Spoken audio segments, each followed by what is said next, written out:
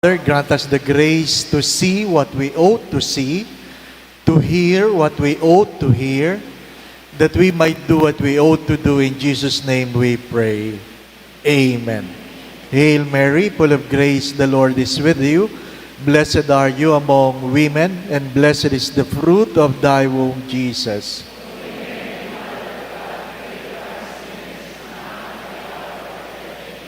Mary, seat of wisdom, pray for us. In the name of the Father, the Son, and the Holy Spirit. Muli po, magandang gabi po sa inyong lahat. The title of our recollection, Love in Spite of the Pain. Love in Spite of the Pain. Actually, ang tinext ko po kay Father Roy, Love in Spite of the Sin. Naging pain. Baguhin na lang natin. Baka yun ang gusto. I will give you an example of our common relationship. Then we will review about love, different relationship, then how God, through the scriptures, defined love. Nagkataon o sadyang ginusto ng Diyos. Ano po? Kahapon, meron pong nag-message sa akin na kinasal ko daw sila 10 years ago. Ano po? Alam po ninyo, napakahirap nun. Ano po yung kinasal ko kayo 10 years ago. Yung last year, di ko na maalala eh. Ano po? Yung 10 years pa. Sabi ko, saan? At nagpadala ng picture. Hindi ko na maalala. Ano po? Sabi ko, saan ba simbahan ito? But to cut the story short, 5 years ago pa. Sabi ko, ano po ang dahilan kung bakit nagkaganyan? Bakit nagkaganyan? At ang malungkot na sagot na nakakainis ay, sabi po kasi ng mister ko, hindi na daw siya masaya sa akin. Hindi na daw siya masaya sa akin. Forgive me, but that is a very immature statement. Ano pa? Kasi hindi naman kayo, nung kinasal naman kayo, sa hirap at ginhawa, hindi sa masaya lang. Di po ba, ano? Kaya nga pag ako'y nagkakasal, naiinis ako na yung aking kinakasal, pag sinabi kong pakibigay ang sing-sing sa isa't isa, titingin muna sa koro o kaya sa quartet. Bakit? Gusto nila na may background. Isut mo ang sing-sing na ito, tanda ng aking pag-ibig. Sa hirap at ginhawa, sa pagkakasakit at kalusugan. Di ba? Hanggang kamatayan, mauna ka sana. Di ba? No? Sayang. Sayang ang maraming bulaklak. Sayang ang magandang damit. Sayang ang ginasto sa kainan. Sayang ang preparasyon na maghiwalay lamang sa dahil hindi ka na masaya. Di po ba, no? Pero, merong bago. Nag-message. Hindi naman niya alam na magbibigay ako ng recollection. Gagamitin ko yung example niya. Na ano? Basahin ko po yung text. Hindi niyo naman kilala ito. Ano pa? Hindi niyo naman kilala. Sabi niya, kasi nung nagmisa po kaninang tanghali, talagang nanginginig ako, distracted ako eh. Ano po? I got clumsy and I apologize. And sabi niya, pero Father, sabi niya dito, the commandment says not to commit adultery. And the Bible says that a man who divorces his wife makes her commit adultery. And if the man separates from his wife and abandons her because his parents don't want his wife anymore, his parents want him to turn his back from the wife and find another girl. He had to have his wife out of their home since his home is just within the parents' compound. He cannot say no to his parents as his finances are provided by his parents. He won't let his wife see their kids because his parents won't let it. He won't even look at his wife when they appeared inside the court because his wife filed for custody to see the kids and to correct the psych abuse that her husband is doing to their family. What sin did the husband commit? Definitely not the fourth commandment, right? Because he was obedient to his parents. Should all the commandments be treated equally, or the higher the rank, mas important yun, ang sabi niya. Help me to understand. Mahaba pa yung text. Ano po ang sagot ko? Unang-una, huwag niyong kakalimutan ito. Yung may asawa at mag-aasawa pa lang. Unang-una, ang pinapakasalan mo ay ang iyong asawa. Tama po ba? Hindi mo pinapakasalan ang magulang. Ay, father, kung hindi niya susundin ang kanyang magulang, hindi po ba yun not honoring your mother and father? Ang sagot po doon ay, obedience cease when your parents ask you to do something that is wrong. So, ang obedience sa magulang, sorry mga magulang is not absolute. You cannot demand obedience from your children if you are asking your children to do what is wrong. Sana maliwanag yun. Ano po? Ikalawa,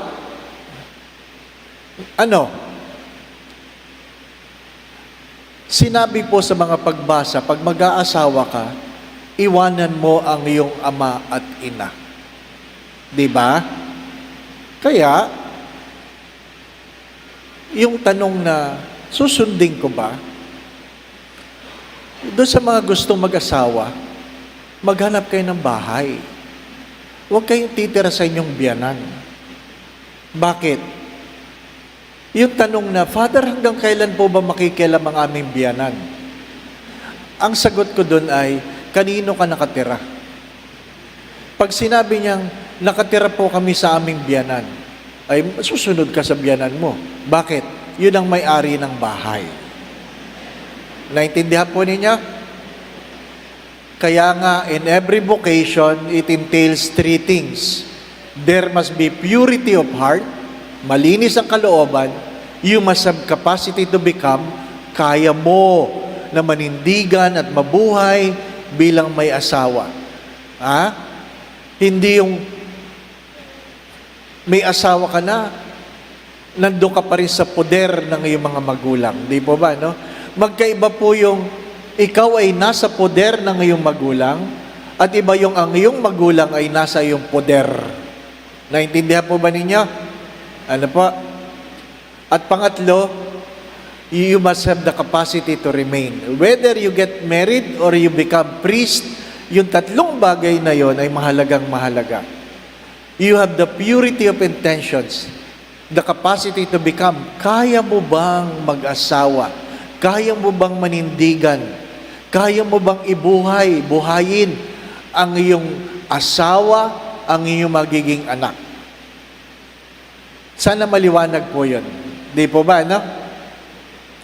Kasi mga minamahal na mga kapatid, ang buhay pag-aasawa ay talagang sa hirap at ginhawa. Whether you like it or not, when God speaks about intimacy, God uses the image of of a mother and child. Intimacy. But, if God speaks of faithfulness, He always used the image of husband and wife. Inuulit ko, intimacy, kaya nga yung hindi malilimutan ng ina ang kanyang mga anak. Wala nang lalalim pa doon. Wala nang lalalim pa doon. Sapagkat sino nakakalam ko sinong may anak? Yung lalaki ba o yung babae? Babae. Di po ba? Hindi naman yung lalaki ng anak. Alam niyo po yung kwento na naghihingalo yung babae. Naghihingalo yung babae. Kasi may cancer. Ilang oras na lang. Sabi ng lalaki, "Sweetheart, hindi ako magagalit, pero matagal ko nang gustong itanong ito. Hindi ako magagalit. Alam ko namang ikaw yung magpapaalam na. Ha? Gusto ko lang malaman, kasi meron tayong 3 anak. Yung 2 anak, yung panganay at pangalawa, pogi. Yung bunso, pangit. Sabi niya, hindi ako magagalit kung sasabihin mo ang totoo na yung bunso ay anak sa labas." Umiyak yung babae, iyak siya ng iyak. Sabi, "Hindi na, mahal pa rin kita. Mahal pa rin kita. Gusto ko lang malaman, dahil ayaw ko na sa iyong pagpanaw, habang panahon kong iisipin kung itong taong ito ay anak ko ba o hindi." Ay dahil talagang makulit si Mister, sinabi ni Mrs. kay Mister, "Alam mo, darling, sa 3 anak natin, ang anak mo lang yung bunso."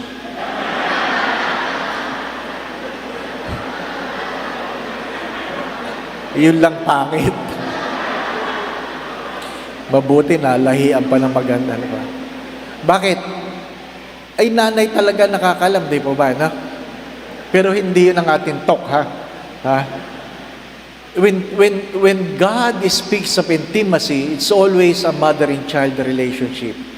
But if God speaks of faithfulness, it's always about husband and wife. Kaya nga yung salitang tapat, T-A-P-A-T, tapat. Pag binasa niyo pabalik, tapat pa rin, di po ba? Wala na kayong tatapatan, mga Mr. at Mrs., kundi asawa nyo. Tapat. Pag hindi kayo tapat, ang tawag sa inyo, tabingi. Di po ba? Hindi ka tapat eh. Ang Tagalog word for righteous ay hindi palaging tama, kundi matuwid. Maging matuwid kayo dahil kayo ay tapat. Bakit po natin pinag-uusapan ito?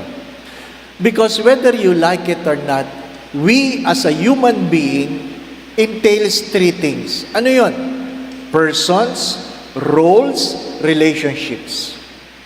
Person, roles, relationship. Ang ating pagkatao ay may kaakibat na relasyon. At sa bawat relasyon, may responsibilidad. Ano ibig sabihin ng pagkatao? Ang ating pagkatao nagbabago simula nung tayo pinanganak hanggang sa ating kamatayan. Hindi po ba? Nung ikaw ay bata, yan ang iyong pagkatao. Anong relasyon mo? Hindi ikaw ay anak ng iyong nanay. Hindi po ba? Anong responsibilidad mo? Sundin mo ang iyong mga magulang. Pero pag ikaw ay naging binata, lumakas ka, nagtrabaho ka, yun ang iyong role. Tumulong ka harinawa sa gastusin ng bahay. Yun ang iyong responsibilidad. Kasi nagbabago ng role. At pag ang iyong magulang ay tumanda na at ikaw na ang malakas, hindi na ang magulang mo nagpro-provide. Ang responsibility ay nasa iyo na. Tama po ba? Nagbabago ang ating mga relasyon, dala ng ating mga edad, at dahil nagbabago ang ating relasyon, nagbabago ang ating responsibilidad. Hindi pantay-pantay. Hindi pantay-pantay. At kung gusto natin maging tapat, ang ating tayo sa ating responsibilidad, I hope maliwanag itong sinasabi ko. Sadyang kailangan ninyong gawin ang mga bagay na kahit ayaw ninyong gawin. Di po ba?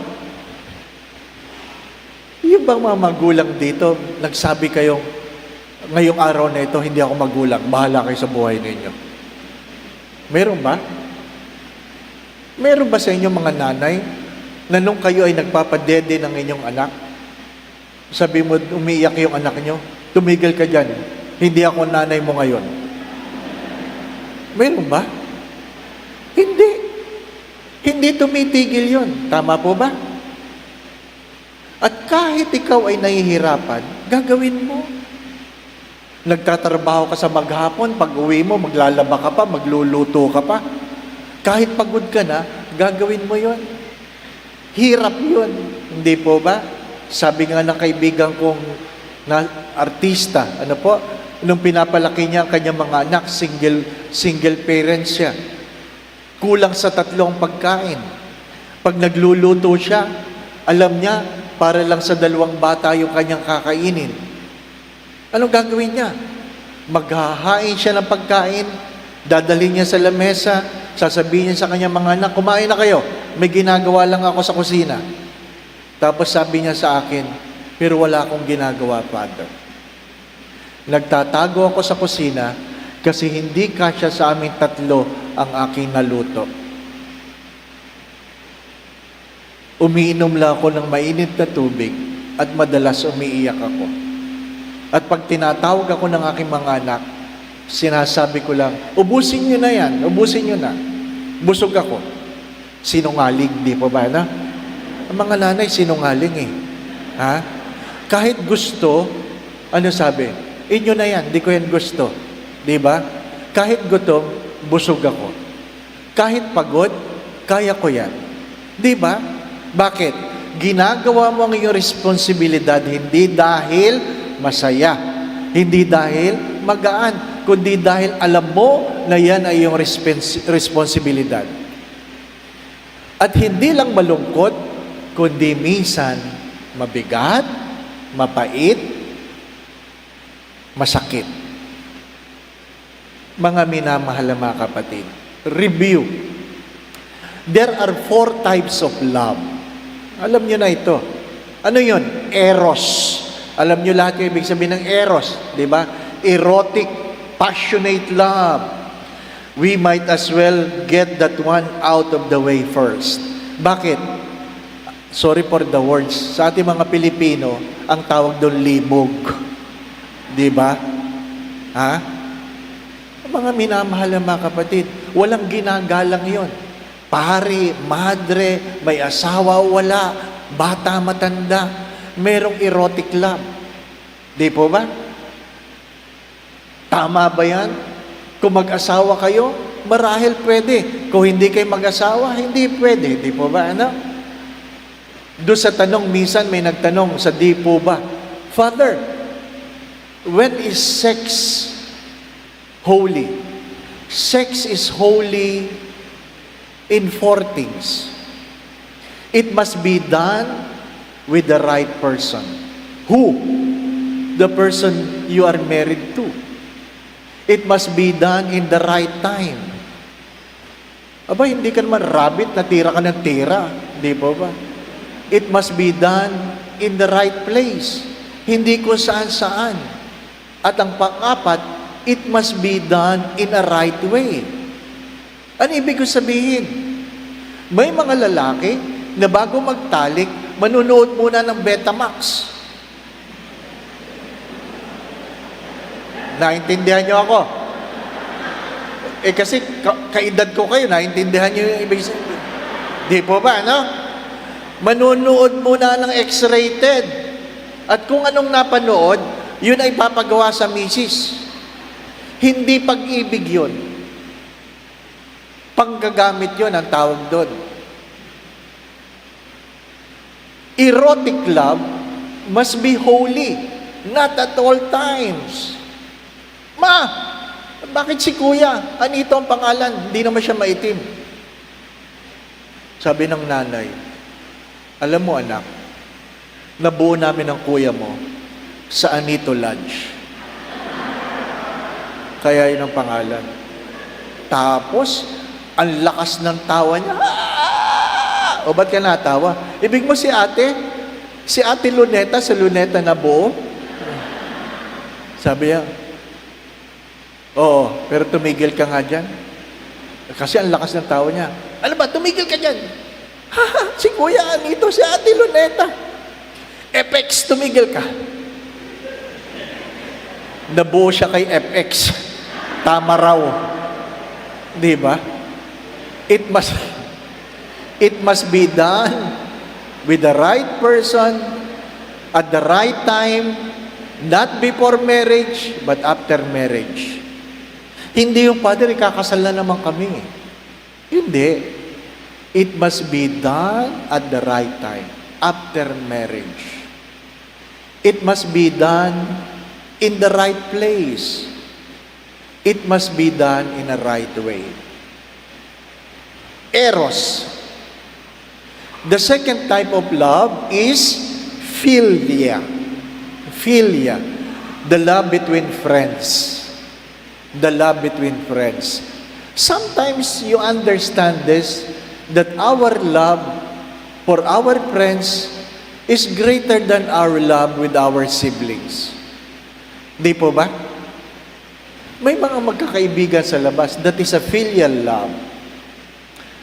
Meron tinatawag na storge. S-T-O-R-G-E. The love of parents for their children. The love of parents to their children. Hindi yan erotic. Hindi yan filial. Ano pa? Then there is love called agape. Agape.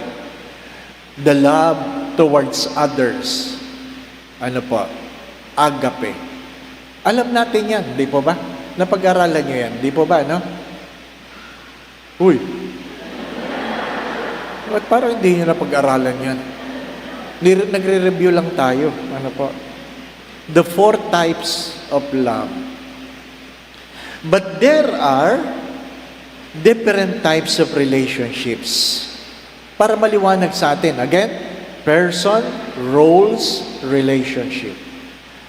Meron tayong family relationship. Di ba ba, no? May relasyon tayong pangpamilya. May relasyon tayong pangpamilya. Meron tayong relasyong pangkaibigan. Pangkaibigan. Meron tayong relasyong magkakilala lang. Magkakilala. Di po ba? Hindi naman tayo pamilya, hindi naman kita kaibigan, pero may relasyon tayo. Ano po? Kasi, kliyente mo ako, kliyente kita. Di po ba, no? Acquaintance. Pag may tindahan kayo, may relasyon ka doon sa namimili. That's acquaintance. Ano po? Mayroong romantic relationship.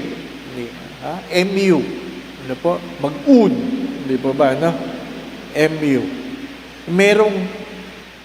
Merong sexual relationship lang. Hindi sila pamilya, hindi sila magkaibigan, hindi sila acquaintance lang, pero mayroon silang sexual relationships. Meron silang sexual relationship. Meron tayong work relationships. Meron tayong tinatawag na situational relationship. Nagkaroon lang tayo ng relasyon dahil dala ng pagkakataon. Di po ba, no? Dala ng pagkakataon. Magkasama tayo sa isang project. Kaya situational relationship. So, may iba't ibang klaseng pag-ibig, may iba't ibang klaseng relasyon. Mga minamahal na mga kapatid, pero ano bang tinuturo ng Ebanghelyo sa relasyon ng Diyos sa kanyang bayan? Ano ang core ng relasyong ito? Ang core ng relasyong ito ay mula sa Gospel ni St. John, chapter 3, verse 16. Memoryado niyong lahat yan, di ba? For God so loved the world that He gave His only begotten Son, that whoever believes in Him will not perish, but will have life everlasting. That's the core of our relationship. Kung ano nagsasummarize sa Biblia, ang nagsasummarize ay John 3:16. That's the core of our relationship. That God loves the world. Not because the world was loving, not because the world was beautiful, not because the world was grateful, no. But because God is a loving God. Magkaiba po yung awa sa habag. Magkaiba yung awa sa habag. Ano po yung awa? Uy, ba't mo tinutulungan yan? Ang tamad-tamad yan. Hindi yan nagtatrabaho. Nakakaawa eh.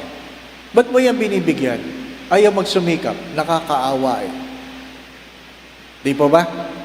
Naintindihan niyo ako? Mayroon kayong mga tinutulungan dahil naawa kayo. Ano po? Pero dumating ang araw na hindi nyo na tinutulungan. Oh, balita ko, hindi mo na daw tinutulungan nyo. Ano? Nakakainis na.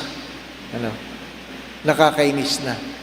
Ibig sabihin, yung iyong relasyon, yung iyong awa, ay depende saan? Sa inuugali ng iyong binibigyan. Ano po yung habag? Mercy. Ang ibig sabihin ng mercy, ang relasyon ay hindi nagbabago kahit anong ginagawa ng kanyang minamahal. Mercy is being spared from the punishment we deserve. That is mercy. Kahit karapat dapat kang parusahan, hindi ka pinarusahan kasi nahabag sa iyo ang Diyos. Naintindihan po ninyo? Magkaiba po yung nakakaawa sa nahabag. Ha? Mga minamahal na mga kapatid. Kaya nga, in the Gospel of Luke 15:11 to 32, this is the gospel about the prodigal son. The love of God welcomes sinners. Hindi dahil nakakaawa, kundi dahil sadyang ang Diyos ay mahabagin. Mahabagin. Ano ang katotohanan ng buhay? May mga taong umaalis sa simbahan. Hindi natin mapipigilan ang mga taong umaalis sa simbahan. Pero, sana hindi tayo ang dahilan. Hello? May mga taong nagsisimba dati dito, hindi na nagsisimba. Bakit? Nainis sa sekretary. Halimbawa lang. O kaya nainis sa choir. O kaya nainis sa saan? Anong nakakainis? Halimbawa, nainis sa collector. Ha? Nainis sa greeters. Di ba? Ayaw ko na dyan. Nainis. Hindi natin mapipigilan yung mga taong umalis sa simbahan. Pero, sana hindi tayong dahilan. Ano po? Kaya maganda pong itanong sa gabing ito, persons, roles, relationship. Ako ba ay naging dahilan ng sino man upang hindi na siya magsimba? Ano po? Hari nawa, ikaw ang dahilan para yung ibang tao magsimba. Pero kung yung tao na yon na umalis, nag-decide na bumalik, sana hindi ka haharang. Wala namang perpektong simbahan. Pag lumipat nga pari, sumusunod yung parokyano eh. Di pa ba na? Ha? May mga ganun eh. Parang mas love nila si Father kaysa kay Jesus. Di ba?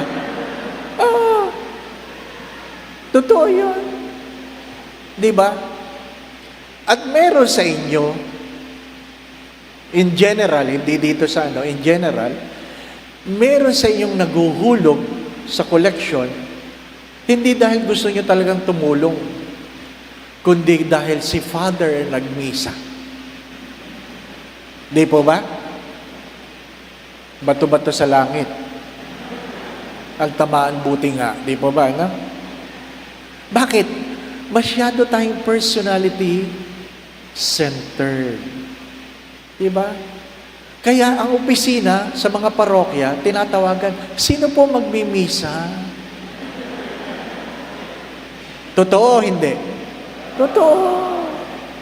Ah, siya! Bakit siya? Di po ba, na? Kaya dati, pag may tumatawag sa parokya, sino po magmimisa?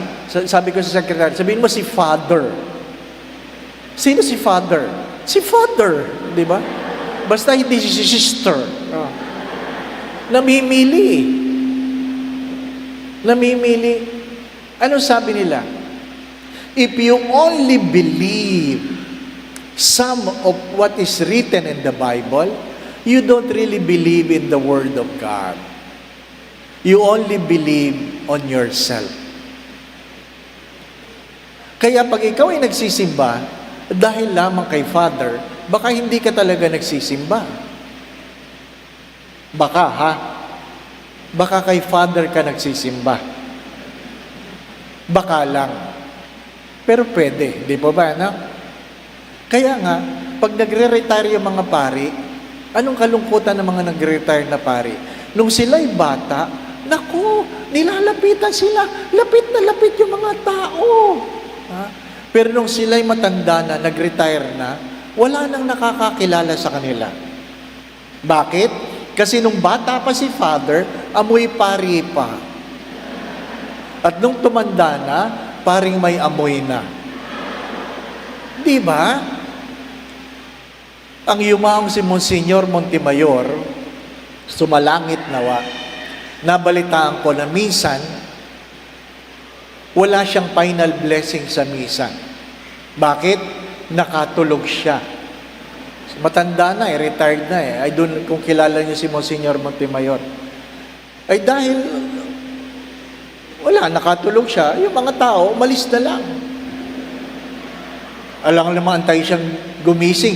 Ito namang sakristan mayor, di man lang ginising, di po ba, ano? Pagmulan niyang ganyan, wala nang tao. Ha? Wala nang tao.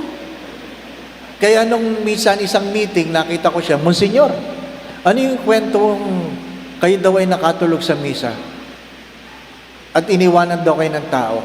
Alam mo, sagot ng matanda, sabi niya, alam mo, itong mga tao, pag nagmimisa ako, at alam ko namang natutulog sila dyan,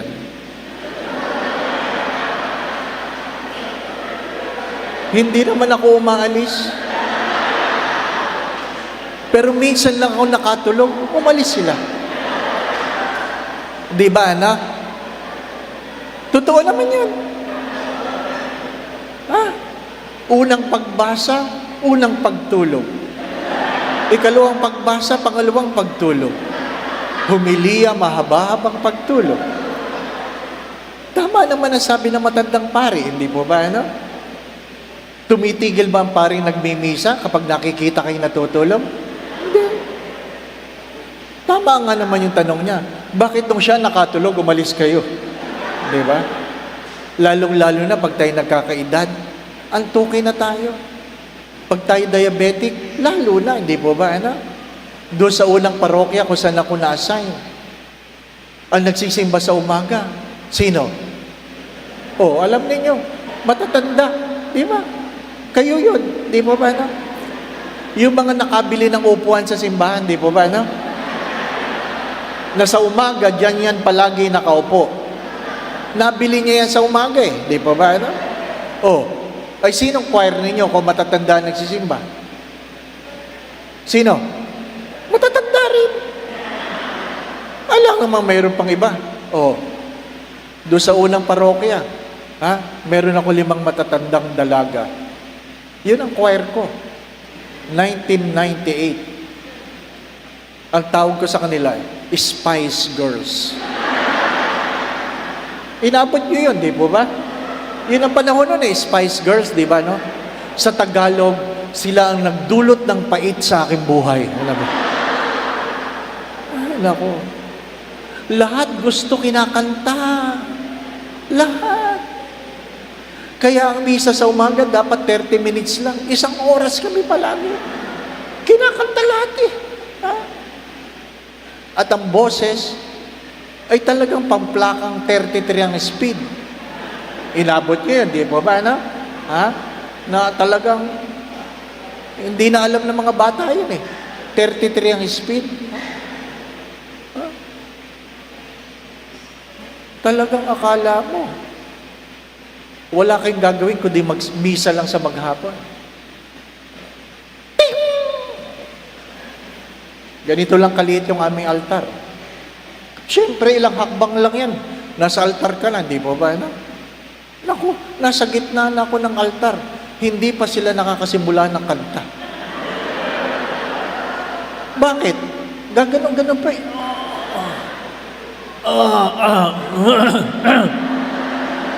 Di ba, ana? Parang palagi may nakabara sa lalamon na, buksan ang aming puso. Ay katagal. Ay hindi ako nakapagpigil kasi ako'y bagong ordain. Alam niyo na, sabi ko sa kanila, buksan niyo na, kanina pa ako dito. Anong problema? Pag matanda, madamdami na. Di po ba, ano? Kaya pag kayo madamdami na, matanda na kayo. Oh, nasabi ko lang na gano'n. Naku, 3 araw akong walang choir. Nagdamdam eh. Nagdamdam. At akala nila, malulungkot ako. Ay, hindi nila alam, masaya ako. Pwedeng magmisa ng walang choir, pero hindi pwedeng magmisa na choir lang na walang pari. Di ba ba, na? Aba! O, di ang bilis ng misa namin sa umaga. Kaya lang, napagalitan ako ng kura paro ko. Sabi niya, hanapin ba sila? Hanapin mo. Parang naghahanap ako mga naliligaw na tupa. 3 araw na wala, tapos makikita ko doon sa tindahan, sa palengke. Oh, sister, 3 araw na ako hindi nakanta, hinahanap kayo ni Father. Ay, dumating po ang aking apo. Ay, dumating ang aking anak. Ay, dumating. Sabi ko, ang tandaan nyo na, sinungaling pa kayo.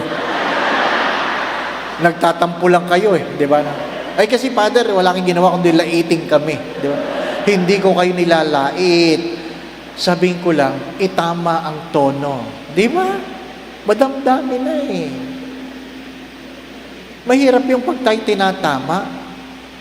Kasi you have the role. Di po ba?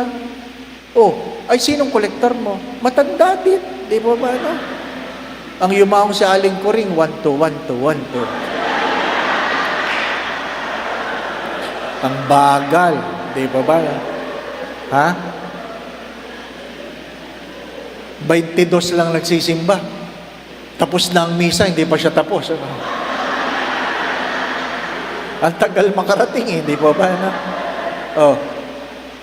Mga minamahal ang mga kapatid. Oh. Dahil kailangan ng koleksyon.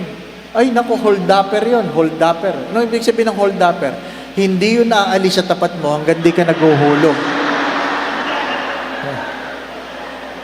Hindi yun umaalis. Ha? Yun yata ang kinayaman ng Sacred Heart eh. Di pa ba? No? May kolektor na hindi umaalis. Ay hindi nakapagdala ng pera sa umaga. So, pipikit-pikit ka kasi wala kang dalang pera. Kunwari touch na touch ka sa homily ni Father. At nandiyan na si Aling Kuring. Aantayin ka. Patagalan kayo, di ba? At nainip si Aling Kuring, susundutin ka nun.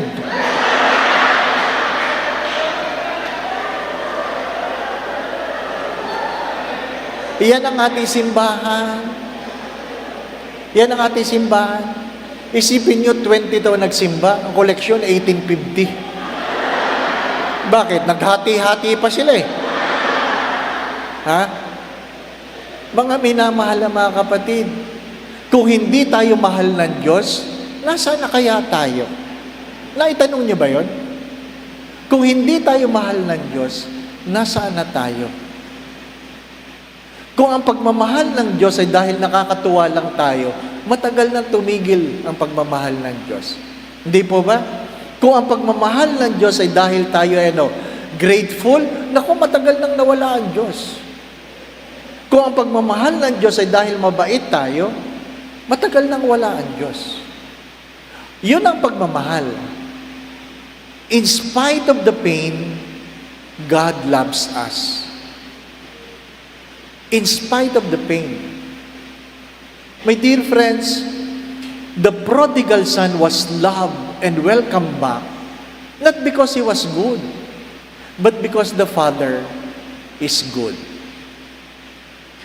The healing of the mother-in-law, Peter. Sabi nung iba, kaya nga kaya nga dininay ni Peter si Jesus eh. Bakit? Pinagaling niya ang kanyang manugang, abyanan, di pa ba, no? Ha? Hindi totoo yun. Ano ibig sabihin nun? Kung mahal ka ng Diyos, mahal ng Diyos sa mga taong minamahal mo. Huwag niyong kakalimutan yun. Kung mahal ka ng Diyos, mahal ng Diyos sa mga taong mahal mo. Pero hindi kung alam natin, mahal ka ng Diyos. Mahal ka ng Diyos, kaya mahal ng Diyos ang iyong mga anak dahil mahal mo. Mahal ng Diyos si Peter at mahal ng Diyos ang kanyang mother-in-law dahil mahal siya ni Peter.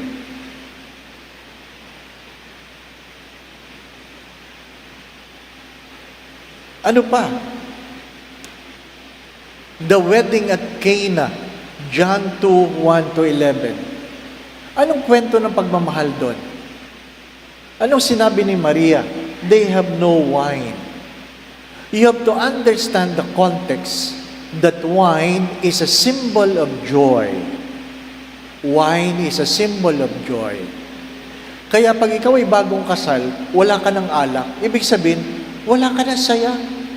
Hindi pa kayo nagsasama, kasalan pa lang, malungkot ka na. Ano sabi ng Diyos? Hindi ko pa oras. Pero kahit hindi ko pa oras, dala ng aking pagmamahal, ang pagnanasa ng Diyos na ikaw ay maging masaya, kahit hindi pa niya oras, ipagkakaloob niya. Ipagkakaloob niya. Ganon kamahal tayo ng Diyos. May mga panalangin na hindi pa dapat ibigay, pero binigay dala ng pagmamahal. Masakit yun.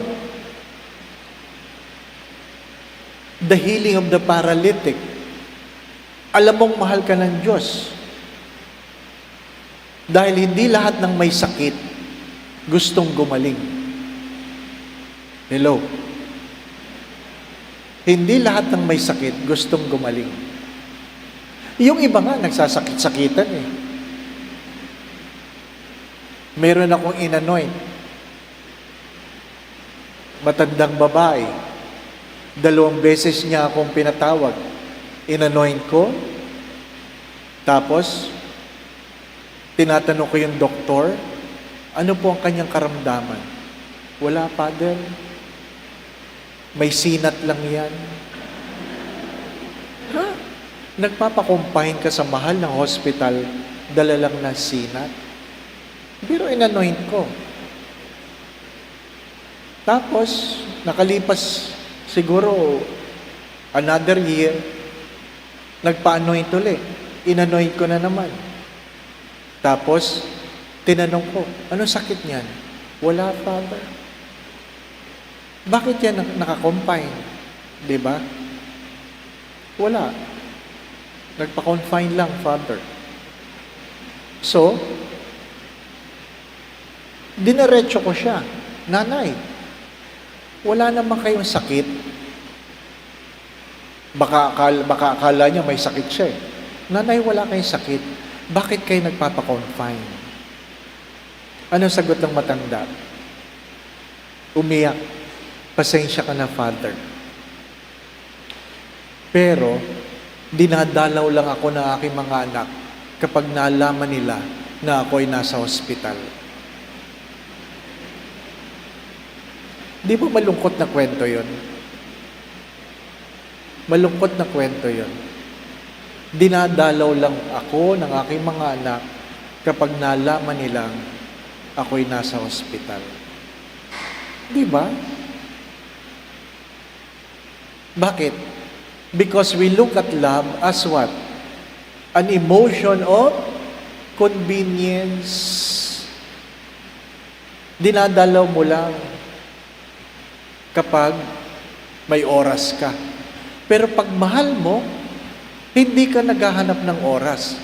Gumagawa ka ng oras. Tama po ba? Gumagawa ka ng oras. At hindi lahat na nagpapa-anoint ng magulang, gusto nila kanilang mga magulang mabuhay na magmuli. Dahil minsan nag-anoint ako, in-anoint ko, pagkatapos kong in-anoint, sabi nung yung mga anak nakapalibot sa bed, sabi nung, Father, buhay pa ba? Sabi ko, opo, ipagdasal po natin. Tapos, tahimik kami. Tapos, nadinig ko, sabi nung isa, ang tagal naman. Kasi ang paniniwala nila, pag in-anoint, mamamatay na. Ang tagal naman. Tapos sabi ko, ha? Ano ba naman itong mga anak na ito? Tapos sabi nung isa, ate, kunin mo na, ate.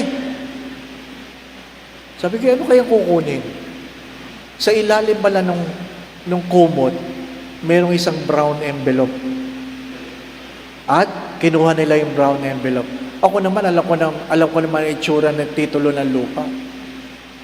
So, kinuha yung laman ng envelope, mga titulo ng lupa. Sabi nung isa, akin yan. Nagtigigisa sila doon sa titulo ng lupa. Pagkatapos, nag-aalisan. Patawarin ako ng Diyos, natukso ako. Tinignan ko yung envelope. Bakit? Baka may iniwan para kay Father. Ha?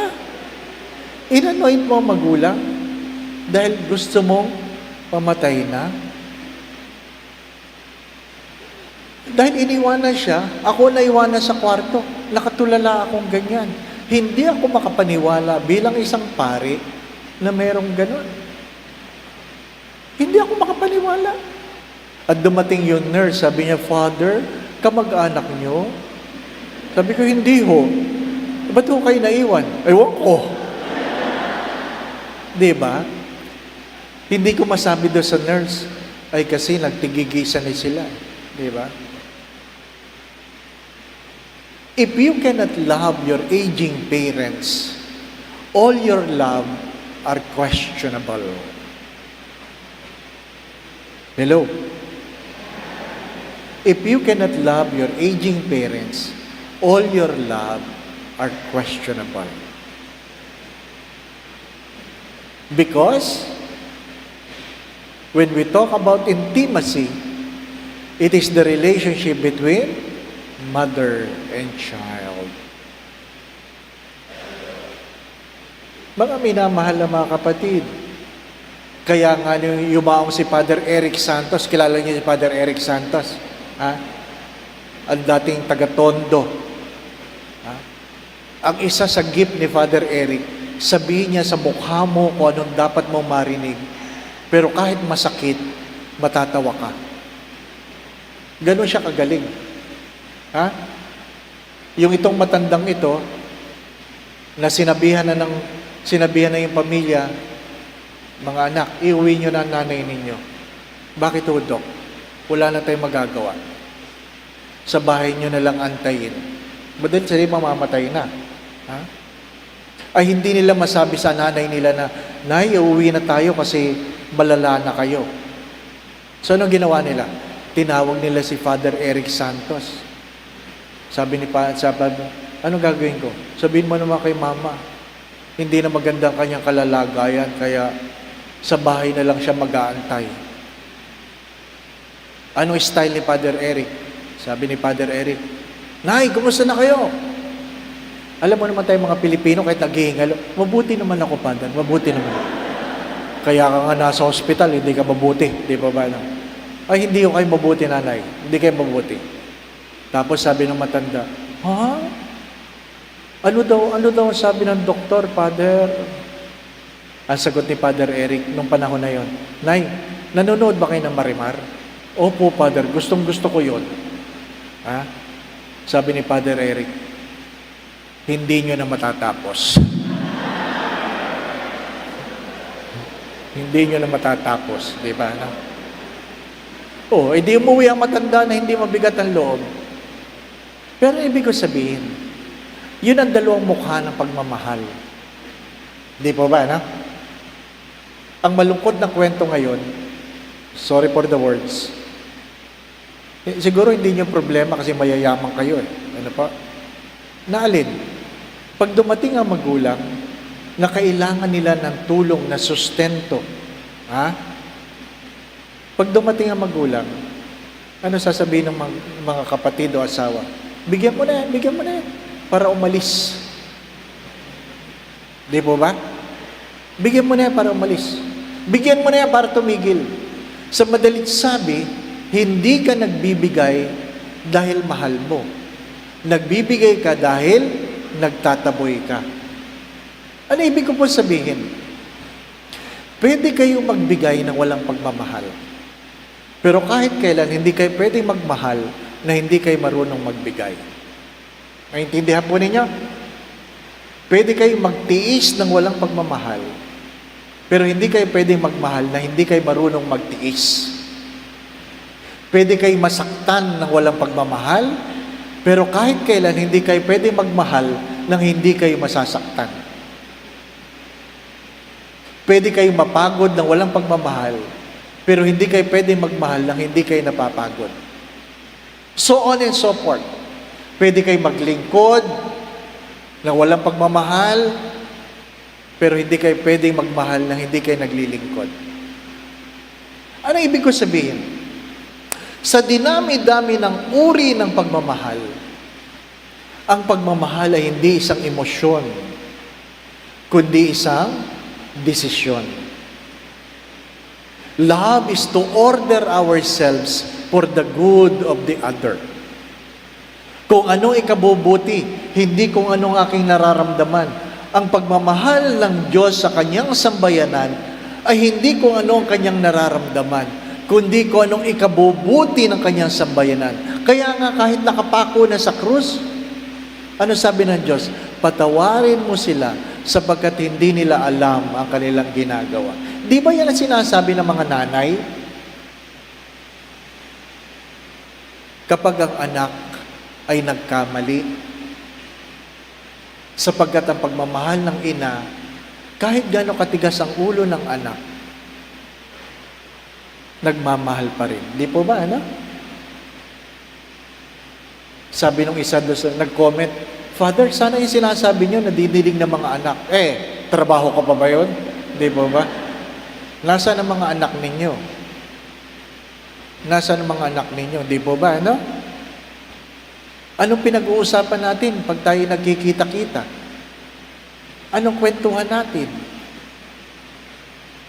Ilan sa mga magulang sa atin, dito lalong-lalo na sa Maynila, na nagsasabi sa kanilang mga anak na lalaki o sa kanilang mga apong lalaki, magpari ka. Meron pa ba? Hello? Wala. Wala. Bakit? Ang sagot ayaw ko, mahirap. Ano yun yung magandang simbahang ito? Pagdating ng araw, wala kayong pari. Di po ba? Meron mga pari, retirado, hindi na makatayo. Hindi na makapagmisa. Bakit? Walang bagong pari. Minsan sinabi ko na, Nay, pagpariin nyo yan. Sabi, wag, Father, wag. Bakit naman, Nanay? Pogi eh. Bakit? Pangit ba kami? Di ba? Ang hirap yata magsimba, pangit yung pare, di ba ba, no? Yun yung maitim, ayaw nyo eh. Yung pangit pa. Di ba ba? Kaya nga pag nagpapagawa ko ng santo, ayaw na ayaw kong may nagdo-donate. Sabi ko, ako magpapagawa. Bakit? Para sigurado ako maganda yung santo. Ang hirap nung may santo ka, tabingi ang mukha, di ba ba, ano? Na nagdadasal ka ganyan, wala kang maisip kundi, ang pangit naman ang santong ito. Di ba? Ayaw natin ang pangit eh. Pero pag pogi ang anak, ayaw pagpariin. Mga minamahal na mga kapatid. Bakit? Iniisip kasi natin, paano na lang ako, Father, pagtanda? Di ba, na? Kahit sa patay, napapansin niyo ba ito sa patay? Pag may umiiyak, yung ibang umiiyak, ano sinasabi sa kanila pag iyak? Sabi, paano na kami? Iniwan mo kami. Di ba? Hindi sila umiiyak dahil namatay ka. Umiiyak sila dahil naiwan sila, wala silang magagawa, di ba ba? Paano na kami? Oh? Pero pag mag-iiwan ka ng kayamanan, naghihingalo, nagkapermahan na, iyo ang yaman na ito. Humihinga ka pa, sasabihin, tanggalin mo yung oxygen, tanggalin mo na. Di ba? Pakinabang eh. Pakinabang. Sabi ko nga, minsan nagmisa ako sa patay. Iyakan. Hindi ko alam kung maganda yung homily ko, iyakan. Tapos pagkatapos ng misa, sabi nung namatayan, Father, sana naman, pag may namatay, sabay-sabay na lang tayo. Sabi ko, bakit naman? Para wala nang iiyak. Sabi ko, hindi naman tama yan, Nanay. Inimbitahan nyo lang ako, sasama nyo pa ako, di ba? Di ba? Kasi iniisip lang natin palagi ang ating sarili. Love is to order ourselves for the good of the other. That's why, when it is an authentic love, we love in spite of the pain. Ano sabi ni Mother Teresa ng Calcutta? The moment you love, you are giving the other person the power to hurt you. Please listen. The moment you love, you are giving the other person the power to hurt you. Because the only person that can hurt us are the people we love. Do your enemy hurt you? No. Wala kayong pakialam kung kaaway nyo yan. Di po ba? Pag may pumasok dito, nagsisigaw, na hindi natin kilala, magtatawanan tayo. Pero kung ang sumigaw dyan, nanay ninyo, kapatid ninyo, ay didibdibin ninyo. Bakit? Nasaktan kayo eh. Dahil mahal nyo yun eh. Hindi po ba, Kaya pag yung asawa mo nagwala, hindi ka nasaktan, ay hindi mo yan mahal. Pag ang anak mo ay nagwala, hindi ka nasaktan, hindi ka yan mahal. Kaya nga po, sinasabi ko yan, pag hindi nyo pa nasasabi, ang hirap mong mahalin, baka hindi ka pa nagmamahal. Nasabi niyo na ba yun? Sinabi na yun ng ilang anak sa kanilang mga magulang na nililinisan nila, pinapalitan nila ng diaper, inaalagaan nila. Di po ba, Kasi napakahirap nilang mahalin. Demanding sila. Di po ba, Minsan nag-bless ako ng sasakyan. Sabi ko doon sa matanda, Nanay, ang ganda ng sasakyan nyo, ha? Sabi ng matanda, hindi ako pinapasakay dyan, Father. Sabi ko, ba't naman hindi kayo pinapasakay? Sabi niya, kasi ayaw ng anak ko. Dahil nakadiaper ako, pumapang-i daw. Ha? Pumapanghi. Alam nyo, sa totoo lang, gusto kong bawiin yung blessing. Di ba? Because when we are blessed, my dear friends, my brothers and sisters, we are invited to share. We are invited to share. Pag sinasabing siksik, liglig, umaapaw, pag umapaw na yan, lahat ng umapaw dyan, hindi na sa iyo. If your cup overflows, it doesn't mean you look for another cup to fill.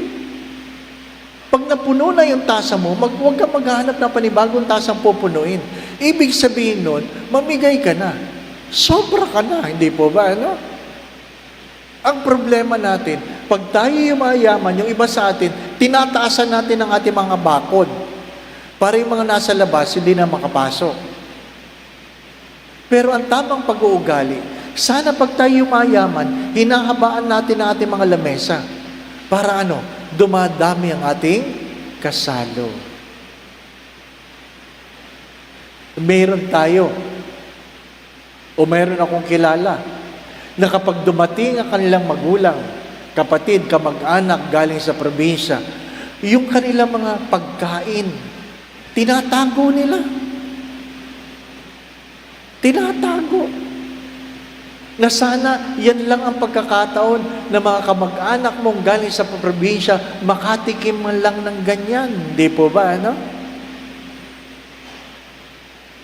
Dahil pag tayo nasa probinsya, pag tayo pumunta sa probinsya, yung mga nasa probinsya, hiyang-hiya na wala silang maibigay na masarap para sa atin. Hindi po ba, ano? Naimbitahan ako magbigay ng talk sa Katarman. Oh, ang hirap pumunta. Ano po? Oh, late na kami dumating doon sa bahay na aming kakainan ng tanghali. Ay akala yata hindi kami darating. Naku, sabi nung may-ari ng bahay, Father Toby, ba't di mo naman sinabi na si Father darating? Hindi kami nakapunta sa bayan para bumili ng sardinas. Sabi ko, naku nanay, huwag na kayo mag-alala. Kahit ano lang kung anong meron dyan. Ay tabing dagat sila. Tabing dagat. Yung planggana, sabi, Father Toby, di naman nakakaya kay Father Dave, ito lang ang ulam namin. Yung planggana, alam niyo ang planggana? Ha? Hindi pinggan, planggana, nasa lamesa. Oh, inalis ang takip. Nakakaya, Father, pasensya na. Ito lang talaga may handa ko. Hindi ako nakabili ng sardinas. Pagbukas ng ganyan, lobster. Pinanlakihan ko ng mata si Father Toby. Huwag kang iimik, huwag kang iimik. Ha? Baka bawiin, di ba? Ano? Sabi ko sa kanya, huwag ko kayong mag-alala. Sige na po, kasi okay na ho yan, okay na ho yan. Okay na ho yan. Di ba? Ha? Di ba? Hiyang-hiya siya na lobster ang ihanda sa akin. Siya ka ba naman nakakakain ng lobster din sa Maynila? Di po ba? Ano? Oh. Pero yung mga taga-probinsya, pag lumawa sa Maynila, pagtataguan niyo pa ng pagkain? Bilingan man ng Jollibee, di ba? McDonald's, kahit pa paano, di ba? Kasi tayo, ito ang kwento ng mga taga-Maynila. Pag dumating ang bisita, lalong-lalo na galing sa ibang bansa. Di ba? Ipapahiram nyo ang kama ninyo. Dito kayo matulog, dito po kayo. Ipapagamit ninyo yung mga gamit. Nandiyan, ito na ang gamitin nyo. Iba-iba. Ito kainin ninyo. Anong gusto mo? Yung ibang ganyan, di po ba? Na? Ikalawang araw. Anong nanonood ka ng TV pag umupo siya? O anong gusto niyang panoorin? Inis na inis ka kasi may sinusundan kang telenovela, kaya lang ayaw niya, di po ba, no? Yan ang away, di po ba, no? Ha? Channel 2 ko, sa Channel 7 pala siya, nakakainis, di ba po, ano? O, pangatlong araw, ano? Pagdating ng 4 na araw, sabi niya na, hanggang kailan ba yan dito? Di ba? Bakit? Hindi tayo totoo. Marami sa atin hindi totoo. Kaya mabigat ang pagmamahal. My dear friends, my brothers and sisters, ano sabi ng Diyos? Well, the love of God in Matthew 25:40, at the end, we will be judged by what we have done to the least of our brethren. Hello? We will be judged not by the way we feel, but what we have done. Hindi kung anong iyong naramdaman, kundi kung ano ang iyong ginawa. Di po ba? If you read the Gospel of Matthew 25, ano yun? That you feed the hungry, you give drink to the thirsty, you clothe the naked, you welcome strangers, you visit the sick, you visit those who are in prison, you bury the dead. Alam po ninyong lahat yun, di po ba, no? Hello? Parang hindi nyo alam. That we are called, our love, ang ating pagmamahal, ay nakikita saan? Hindi doon sa pagsasabing I love you, kundi sa pagpapakain ng mga nagugutom, pagpapainom sa mga nauuhaw, pagbibigay ng damit sa mga hubad, pagtanggap sa mga estranghero, pagbisita sa may sakit, pagbisita sa mga nakakulong, paglilibing sa mga patay. That's the end. That's the measure of love. That's the measure of love. Stop telling yourself, because some people would say, pag sinabi ninyong, ay, gusto ko sanang magbigay, kaya lang hindi ako umabot. Ano sinasabi nila? Don't worry, it is the thought that counts. Nadinig niyo yan? Utot mo. Ha? Hindi niyo mababasa sa Biblia yon, sapagkat hindi yun totoo. It is not your thought that you will be honored. It is what you have done. Pinakain mo ba? Pinainom mo ba? Dinamitan mo ba? Mga minamahal na mga kapatid, sayang ang pag-aayuno sa panahon ng Kwaresma kung wala tayong nagagawang mabuti sa ating kapwa. Sayang. Hello? Patapos na ang Kwaresma, hindi po ba, no? Holy Week na next week. Hari nawa, hindi kayo kukunin ng Diyos. Para kung may magagawa pa kayo, magagawa nyo pa. Para mas maintindihan ninyo, tignan nyo itong mabuti. Ito, dito kayo pinanganak, itong kantong ito. Dito kayo mamamatay. Ito ang buhay. Diretso lang. Walang U-turn. Nakapo ninyo? Sapagkat pag kayo ay 15, hindi kayo magiging 14. 16 na ang kasunod. Tama po ba? Pag kayo 20, hindi kayo magiging 19, 21 ang kasunod. Straight line yan. Yan ang buhay. Naintindihan po ninyo ako? Ngayon, sabi sa Biblia, life is only 70, 80 for those who are strong. So, piliin na natin yung 80. 1 to 80. Hello? Anong edad ninyo? Anong edad ninyo? Nasaan kayo? Nandito pa kayo? Malapit na kayo, hindi po ba? Ano pang balak ninyo? Hindi po ba? Ako ay 61. 62 ako sa January. Kung 80 ang buhay ng tao, 18 years na lang ako. 18 years. Alam niyo yung 18? Ha? Yun nga, 61 ang bilis eh. Yung 18 pa kaya? Naintindihan po ninyo ako? Tingnan niyo mabuti itong mukhang ito. Ito ang mukhang 18 na lang. Hindi ako nagbibiro. Pero tinitingnan ko po yung mga mukha nyo, mas malapit na kayo. Aba, di po ba? Hanggang kailan? Kung hindi man kayo ganyang katanda, I'm sure your parents are much older. Ilang Pasko na lang yan. Ilang piyesta na lang yan. Ilang Holy Week na lang yan. Paluluhain nyo pa ba? Hello? Nagkakaintindihan ba tayo? Aanohin mo ang pag-aayuno. Aanohin mo ang pagdadasal. Aanohin mo ang paghahandog. Kung hindi natin nagagawa ang mga bagay na dapat gawin.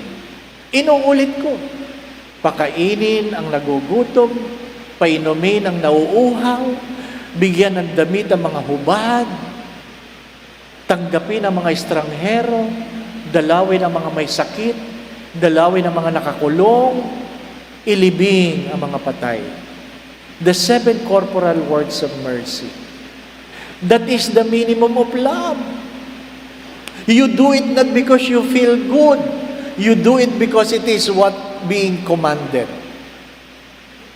In spite of the pain, we do it because God set the norm. And we will be judged in what we have done in this world. Di ba mga minamahal mga kapatid? Inuulit ko, kung hindi ka pa nasasaktan, baka hindi ka pa nagmamahal. Pwede kang maglingkod na walang pagmamahal, pero hindi ka pwedeng magmahal ng walang paglilingkod. Pwede kang magbigay ng walang pagmamahal, pero hindi ka pwedeng magmahal nang hindi ka nagbibigay. Di po ba? Sabi ko nga doon sa isang recollection ko sa loob ng Laypors hinamon ko yung mga tao, ilan sa inyong lalabas mula sa Laypors hanggang gate ng San Carlos, na pag may naglakad dyan, tatanungin ninyo, saan ho kayo pupunta? At pasasakayin ninyo. Kasi madaling umatin na recollection. Di po ba? At ilan kaya dito? Mananabi ako na galing kayong lahat sa recollection, nagmamadali kayong lumabas, at yung sasakyan na nauna sa inyo mabagal umalis, bubusinahan nyo ng todo kasi wala kayong pagmamahal. Di po ba? Tingin kayong lahat sa akin. Tingin sa akin. Kasi ang aking kasunod na tanong, tinanong mo ba sa katabi mo anong iyong pangalan? Tinanong mo na. Tinanong po ba ninyo ang inyong katabi anong pangalan mo? Di ba? Ay, sister! Kasi nagsisimba tayo, pumapasok tayo sa simbahan na wala rin tayong pakialam. Di po ba? Yan ang katotohanan ng simbahan. Na pagka minsan sikip na sikip ang simbahan, yung bag mo, pinapaupo mo. Di po ba? Biglang, tabi. Di po ba, no? Ha?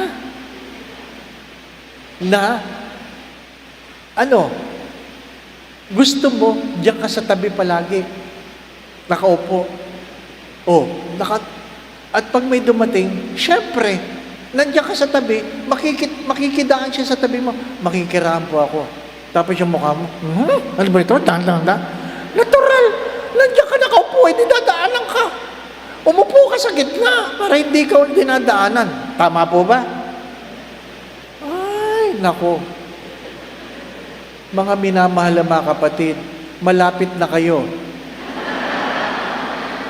Tigilan nyo na yung pagsusungit. Di po ba? Di ba? Sayang. Kung hindi natin na ipaparamdam ang ating pagmamahal sa isa't isa.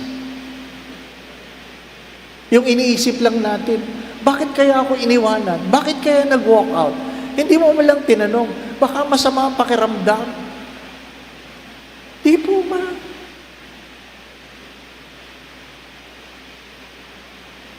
Maiksi lang ang buhay. Life is short, death is certain. Di po ba, no? At alam ko naman ang mga panalangin ninyo, sana kunin ako ni Lord habang natutulog. Di po ba, no? Di ba yun ang panalangin? Para ano? Para hindi na magdudusa, hindi ayun na, di po ba, no? Oh. Kaya nga yung aming yumaong spiritual director, hindi minsan sumama sa breakfast. Kinatok ko. Pagbukas ng pinto, nagulat ako kasi bihis na bihis. Naka-Roman collar, naka-itim, naka-suit. Sabi ko, aba, saan ang lakad niyo, Father Ben? Hindi niyo sinabi. Sabi, wala akong lakad. Uy, ba't kayo bihis na bihis? Kasi kagabi, nahihirapan ako huminga. O ano ngayon? Nagbihis na ako. Di ba? Para pag nakita siya, disente. Di ba ba? Ano? Oh, kaya mamaya magbihis kayo, ha? Sapagkat ang panalangin ninyo ay kunin kayo ni Lord habang natutulog. Baka mamaya na yon, di ba ba? Ano? At least sinabi ko, hindi po ba? Ano? So mag-ayos kayo, maglagay kayo, isuot yung maayos na pante. Hindi yung garter, luwag na, di ba ba? Ano? Para pag kayo dinala sa emergency room, sabihin, ay, bago. Di ba? Kasi tayo, pag natutulog tayo, suot natin, mga gula-gulanit, hindi ba ba? Ano? Di ba? Maiksi lang ang buhay. Maiksi lang. I hope naintindihan niyo ako. It's so easy to talk about love based on what? Literature. But to put love in practice, that's the most difficult thing to do. Because love is not just an emotion. Love is not just a description of God. Love is not just a character of God. Love is the other name of God. That's why when we despise love, we despise God per se. Kaya nga mahalaga yun, na pag kayo'y matutulog, you kiss each other. You kiss your children in their forehead, and you say, I love you. You kiss your husband, your wife, I love you. Di ba? Because what you are really trying to say, may God bless you. Yun ang ibig sabihin nun. May God bless you. Ang mahirap sa inyo, yung iba sa inyo, ang hinahalikan nyo lang, yung aso ninyo, cute. I love you. Yun ang nable-bless ni Lord. Di ba? I hope nagkakaintindihan tayo. Sapagkat 8:26 na. Aba, malayo pa ako. Di ba ba? No? At least, walang natulog. Di ba ba? No? Walang kinuha si Lord. Di ba ba? No? Pero baka mamaya. At least nagpaalala ako. Di ba ba? I hope maliwanag po sa inyong lahat. There are types of love. There are different relationships. Do not forget that as a created being, we are a person, we have a role, and we have responsibilities. But love is not being defined by the dictionary, but by the God who created us, who is love Himself. My dear friends, my brothers and sisters, at the end, everything will be measured in love. As Saint John of the Cross have said, in the twilight of your day, the moment you bend your knees before God, God will never ask how much money you have, what have you attained, where you have been. God will simply ask the question, how much love you have given. Yun lang ang tanong ng Diyos. Gaano kalaking pagmamahal ang iyong naipagkaloob? Hindi mo sasabihin, ang laki ng hinulog ko, Lord. Hindi. Magkano? Hindi. Kundi, gaano kalaking pagmamahal ang iyong pinagkaloob. Kasi pwede kang maghulog ng pagkalaki-laki, pero walang pagmamahal. Di po ba? Kaya sinabi ng Diyos sa isang mahirap, mabuti pa ang naghulog ng isang denaryo. Yun ang pinakamalaki dahil hinulog yun ng may pagmamahal, hindi dahil sobra ang kanyang pera. At narinig nyo ito sa akin paulit-ulit. Nagbibigay tayo hindi dahil meron tayong sobra. Nagbibigay tayo dahil alam natin ang pakiramdam ng walang-wala. Mga minamahal na mga kapatid, ang paggalang mo sa matatanda ay dahil naintindihan mo na pagdating ng araw, tatanda ka rin. Tama po ba?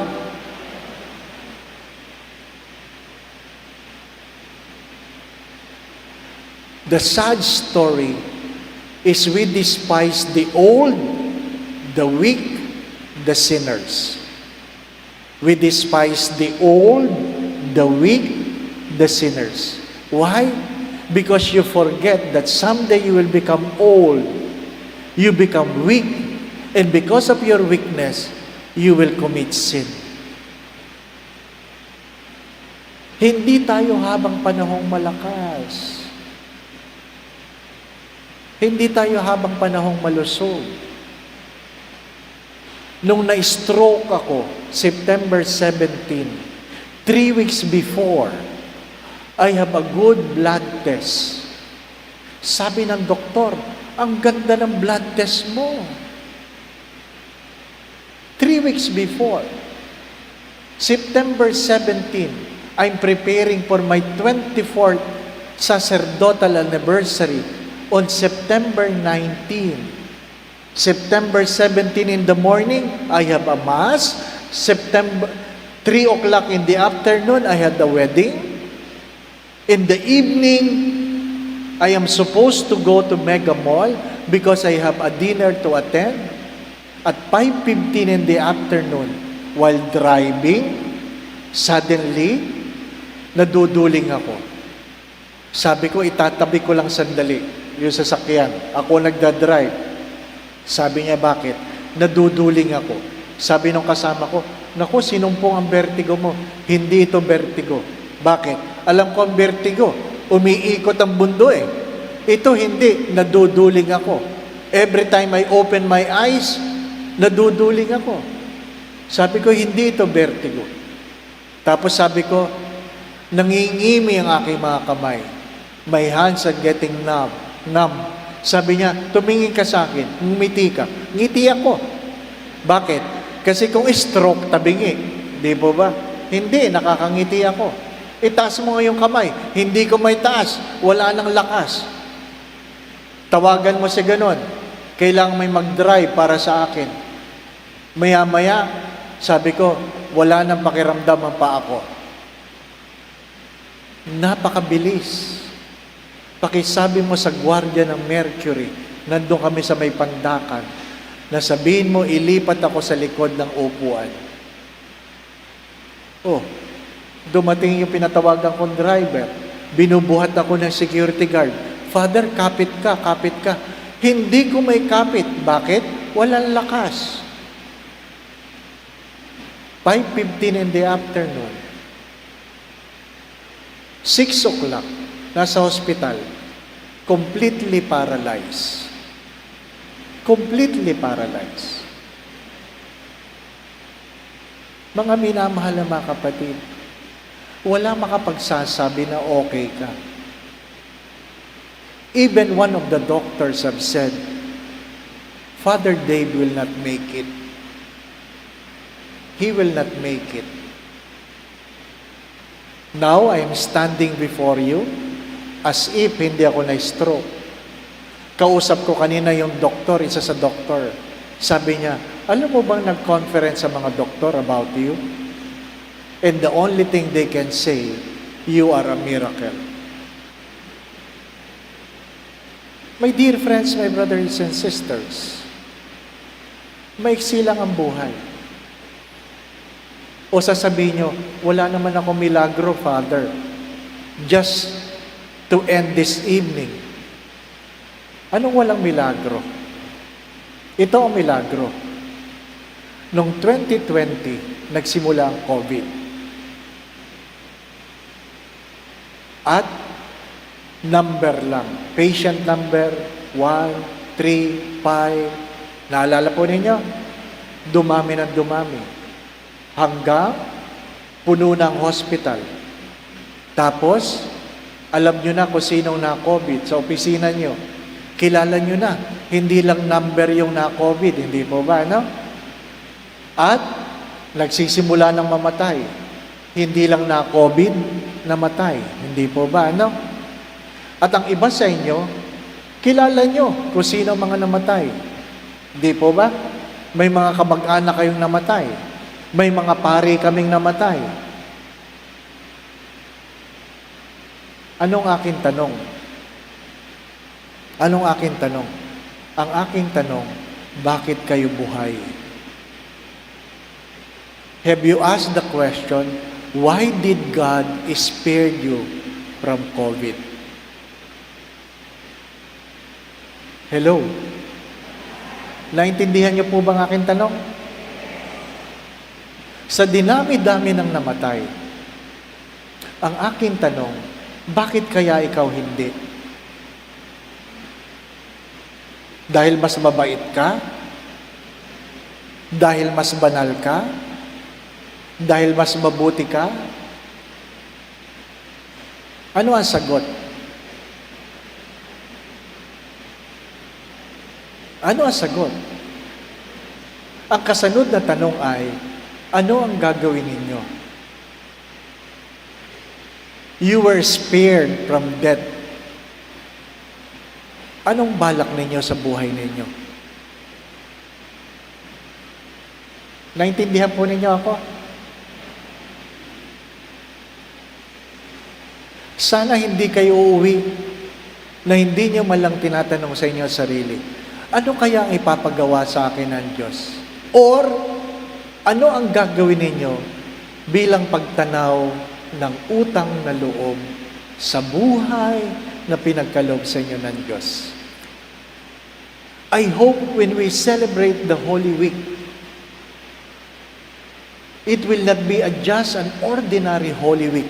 This is the first Holy Week that we are allowed to gather together again. Hindi po ba? Mga minamahal na mga kapatid, ang utang na loob ay hindi nababayaran. Ang utang na loob ay tinatanaw. Ang utang na loob ay hindi nababayaran. Ang utang na loob ay tinatanaw. Anong pagtanaw ng utang na loob na meron ka na ngayon bigla kang natanong, bakit nga kaya ako hindi namatay ng COVID? Di po ba?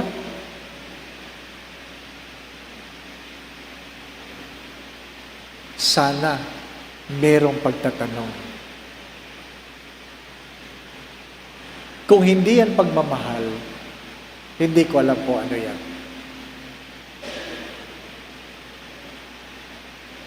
Bakit ako nakatayo ngayon? Sabi ng mga doktor, ano sabi kanina? Isang milagro yan. Ang sagot ko doon ay, isang malaking biyaya. Everything is grace.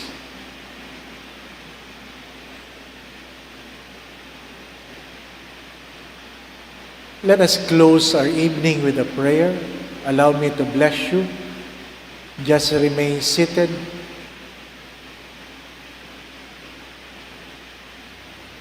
God, our loving Father, we ask you that you grant us the grace to keep your word in our hearts. Let your words find home in our hearts. Nawa po ang aming mga narinig, ang aming nakita, ay manahan sa aming mga puso.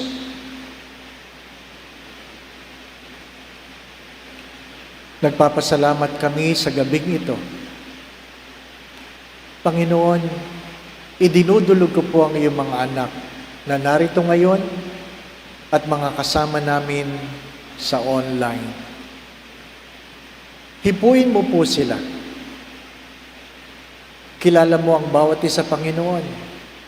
Alam mo po ang kanilang mga kalooban.